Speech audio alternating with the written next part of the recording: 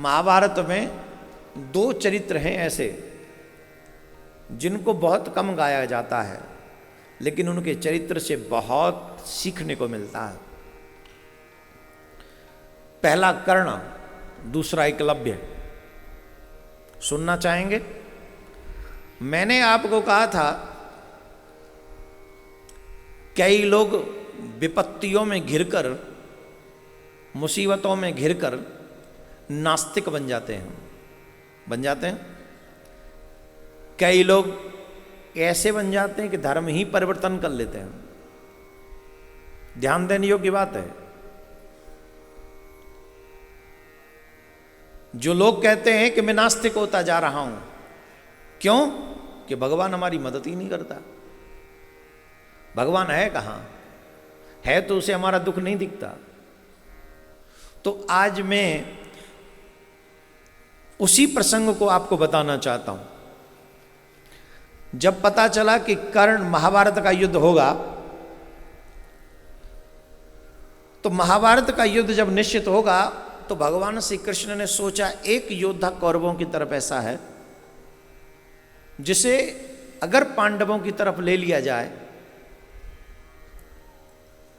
तो पांडवों की विजय आज ही सुनिश्चित हो जाएगी। आज ही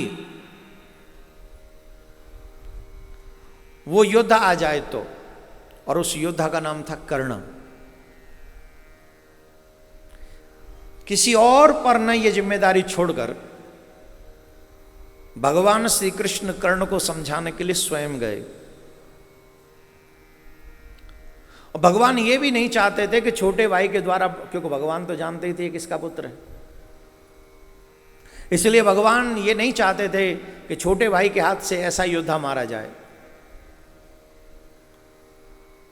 उससे बचने के लिए भी भगवान श्री कृष्ण कर्ण के पास में गए और कर्ण से कहा, कर्ण बहुत आदर करता था भगवान का, बहुत आदर करता था श्री कृष्ण का। तो कर्ण ने भगवान श्याम सुंदर को देखा, प्रणाम किया, आदर किया और कहा, हे माधव बताओ मैं आपकी क्या सेवा कर सकता हूं। भगवान श्याम सुंदर ने कहा, कर्ण ये बात सुनिश्चित हो चुकी है कि युद्ध होगा, और मैं ये नहीं चाहता हूं कि तुम युद्ध अधर्म की पक्ष की ओर से करो। ये जगत जानता है कि दुर्योधन अधर्म के साथ युद्ध कर रहा है और पांडव धर्म के साथ युद्ध कर रहे हैं। पांडवों के साथ धर्म है, कौरवों के साथ अधर्म है। तुम जैसे महान योद्धा को अधर्म का साथ नहीं देना चाहिए। तुम जैसे योद्धा को, महारथी को धर्म का साथ देना चाहिए। कर्ण ने कहा, माधव आप मेरे यहां पधारे, आपका स्वागत है, परंतु एक बात बताइए, मुझे इस समाज ने दिया क्या है? जिस दुर्योधन को आप कह रहे हैं वो अधर्मी है, सच कहूं तो आज मेरे पास जो भी कुछ है वो दुर्योधन का ही दिया हुआ है। ये जो मान है, ये सम्मान है, ये जो राज्य है, मुझे सिर्फ दुर्योधन ने दिया है। कृष्ण मैं जानता हूं मैं राधेय नहीं हूं, लोग मुझे राधेय कहते हैं, पर मैं ये जानता हूं कि मेरा जन्म भी किसी क्षत्राणी के गर्भ से हुआ है। ये कर्ण की वेदना, ये कर्ण का दुख। मैं ये जानता हूं कि मेरा जन्म भी किसी क्षत्राणी के गर्भ से हुआ है। मैं सूत पुत्र नहीं हूं, लेकिन मुझ जैसे बालक को जन्म लेते ही किसी मां ने त्याग दिया, तो इसमें मेरा दोष है? मेरा क्या दोष है? मेरा क्या दोष है? वो तो उस मां का दोष है जिसने मुझे जन्म दिया। मुझे जन्म ही क्यों दिया? और जन्म दिया तो मुझे त्याग क्यों दिया? इसमें मेरा क्या दोष है? मेरा कोई दोष नहीं। फिर भी उस दोष को मैं ढो रहा हूं। मुझे सूत पुत्र कहा जाता है।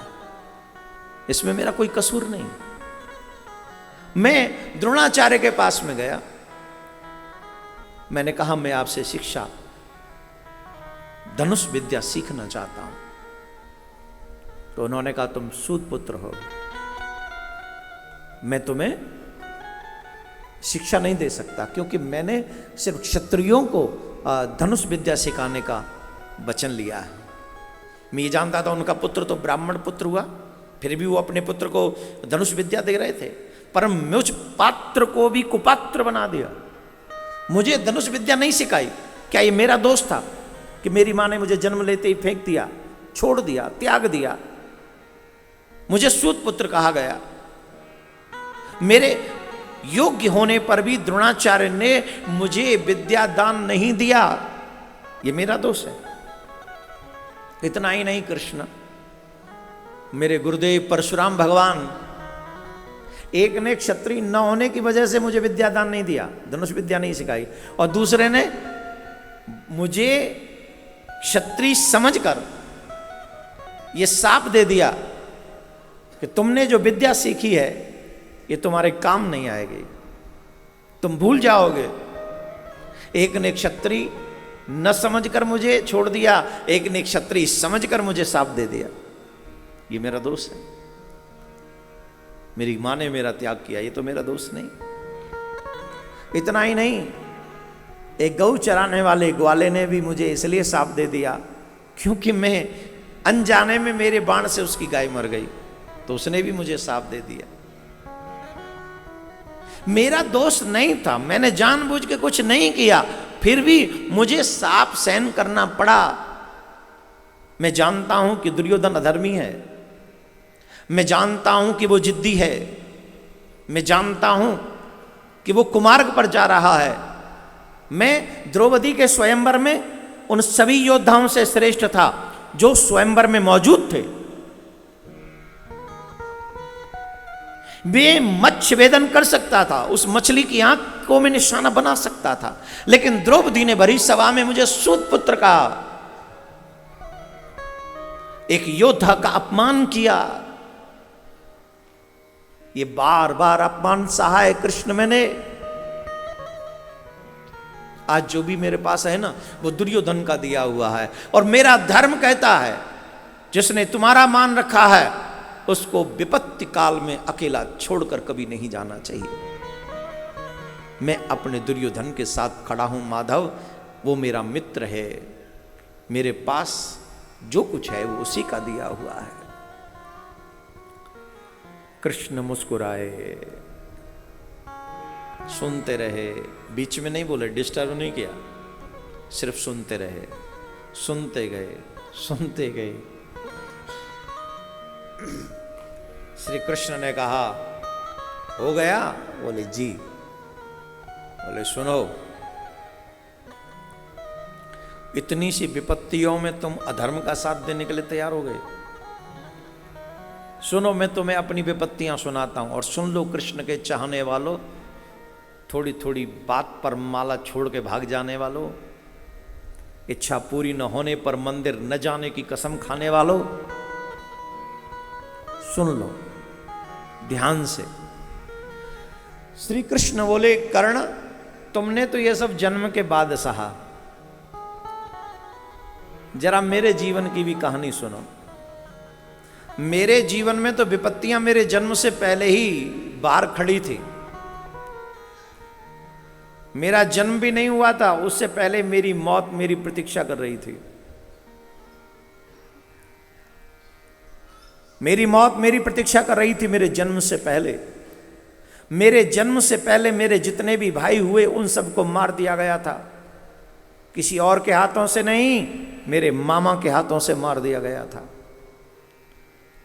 मेरे जन्म से पहले। क्या कहोगे कर्ण उस बात को? जिस दिन मेरा जन्म हुआ उसी रात को मुझे जन्म देने वाली मां अपने पिता का त्याग करना पड़ा था। उसी दिन त्याग करना पड़ा मुझे, जिस दिन मेरा जन्म हुआ। थोड़ा सा बड़ा हुआ, मुझे विष पिलाने के लिए पूतना पहुंच गई। आग में जलाने की कोशिश की गई मुझे, आग में जलाने की कोशिश, बार बार अनेकों राक्षसों के द्वारा मुझे मरवाने की कोशिश की गई। तुम्हारा बचपन तो शस्त्र विद्या में सीखा, तुम्हारा बचपन शस्त्र विद्या सीखते हुए निकला, लेकिन मेरा पूरा बचपन गौएं चराते हुए बीता। तुम्हें प्राप्त हुई शस्त्र विद्या, मेरी तो गुरुकुलम की विद्या ही 16 वर्ष की अवस्था में प्रारंभ हुई है।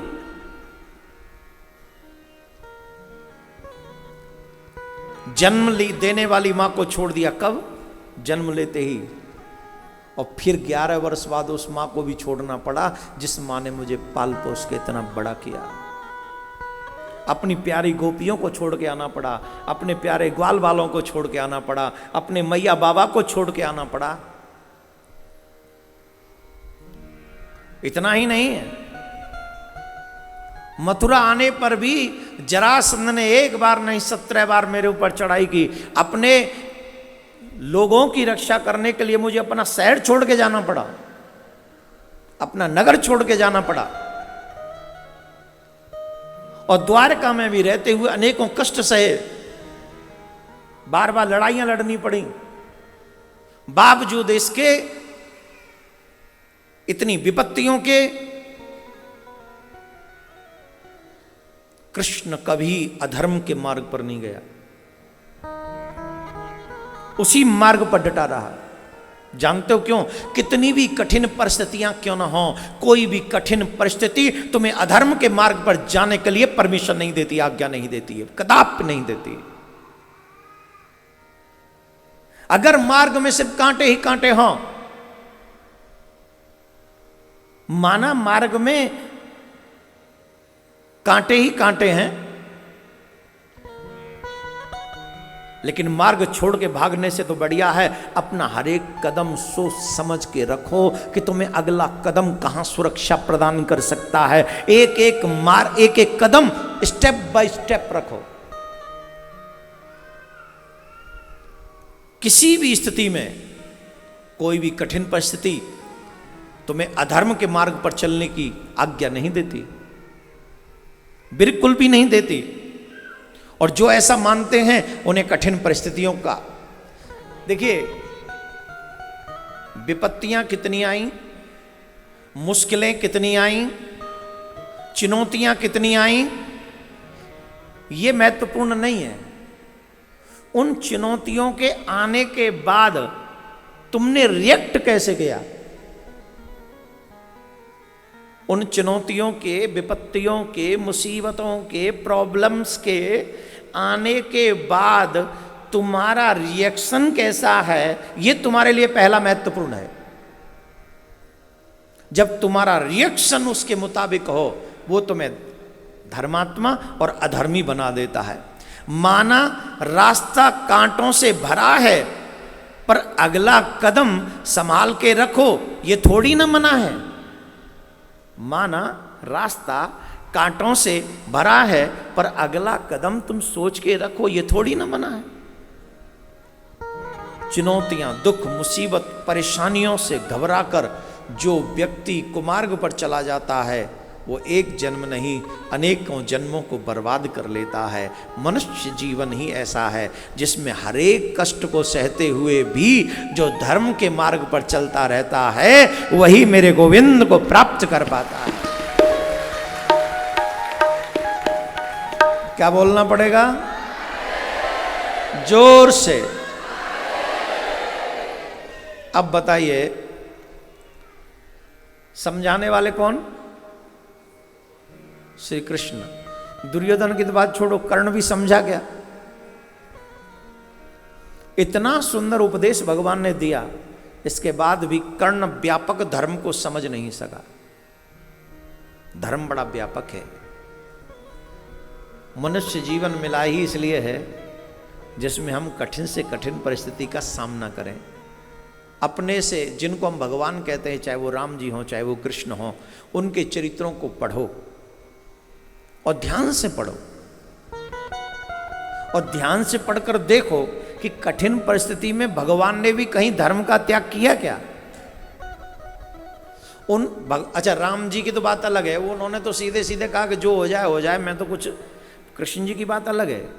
कृष्ण जी कहते हैं मैं झूठ भी बोलूंगा तो धर्म की रक्षा के लिए, मैं चोरी भी करूंगा तो धर्म की रक्षा के लिए, मैं रण छोड़ भी नाम रखवाऊंगा तो धर्म की रक्षा के लिए, मैं युद्ध भी नहीं लड़ूंगा तो धर्म की रक्षा के लिए, और बिना लड़े भी युद्ध जितवा दूंगा तो भी धर्म की रक्षा के लिए।